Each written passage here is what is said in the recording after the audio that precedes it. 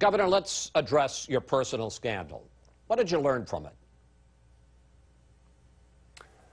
You learn a lot.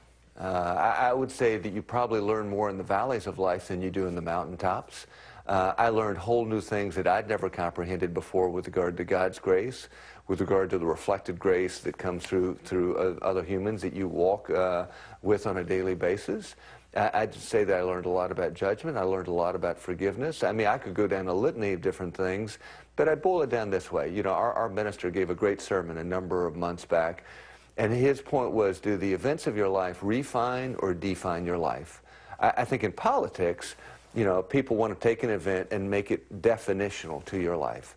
I think that any of these valleys or any of these bumps that we hit in the road of life, either by circumstance or by our own action, can be refining points where ultimately you grow as a result of the soul searching that comes in the wake of loss and failure. You are now engaged to the woman with whom you had the affair, Maria Belen Chapur. She made a brief appearance, and we have a picture of it up on the screen, at your victory party, which raised some eyebrows. Question, what did your boys think of that, and your 4 boys, and have they accepted her?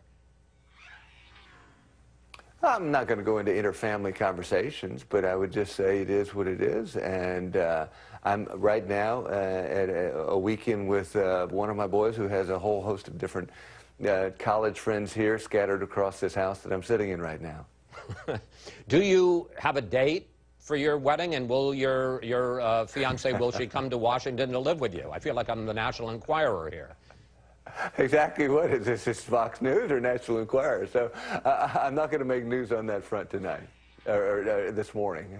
All right. I'm going to blur with these college kids. Those kinds of things. As to my focus to be the absolutely best congressman that I could be for the 1st Congressional District of South Carolina. You know, I'm right now here at our family farm, which I grew up in. It's in the southern end of the district. My professional life began in the northern end of the district up in Charleston, and this is the traditional low country of South Carolina. There's not a prettier, I think, more wonderful part of the world, nothing against other congressional districts in this country.